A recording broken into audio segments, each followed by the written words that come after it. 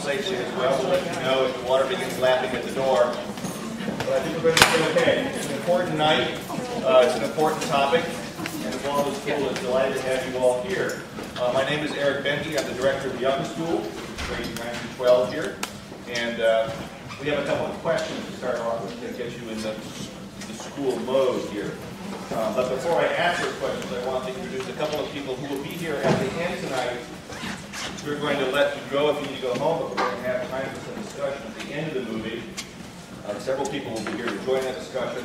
Our learning facilitator, Cecily Stellan, our school psychologist, Dr. Jerry Sainer, and a friend of hers who's well-known in the neighborhood, and a good resource, a clinical social worker, Ann Goldenberg will be here as well. So they'll be coming up at the end for those who want to stay and have a conversation about something that's important to every single person in this room, and that's the health, well-being, and education of our children. The questions I want to ask you, first of all, this is a very diverse crowd, and the first question I want to ask is, how many of you are actually Baldwin parents? Raise your hand. Okay, thank you very much. How many of you are from one of the local public schools?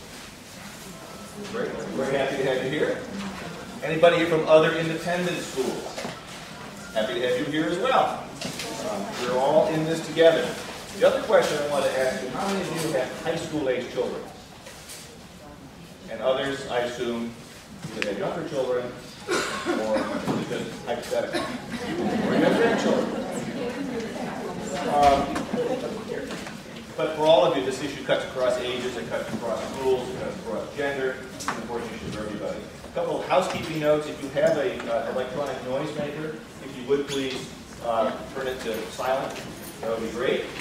There is a restroom at the back of this room. There's another one out these double doors and to the left, just down the hallway if you should need that during the movie. There are Race to Nowhere handouts and stickers and bumper stickers available at the desk there for free. Feel free to take those if you want to.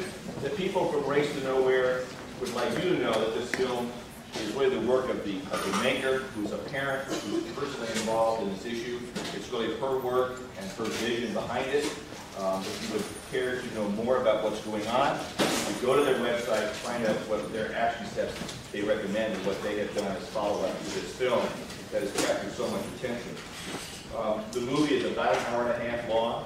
When that's over, we will stop. Those that need to leave will be welcome to do so. And then we'll ask folks who are here to come forward, and we'll have a conversation for the next 30 minutes or so, depending on the time, and share ideas and thoughts about what we've seen. So, this is an issue that, as an upper school principal, high school principal, I'm very familiar with. And here at Baldwin, we have been thinking about this for the last several years. We've made some steps on our own that address some of the issues that we're going to talk about in this film. For example, we have reduced the number of periods per day and lengthened them so that girls have fewer classes, more time to prepare, reduced homework load.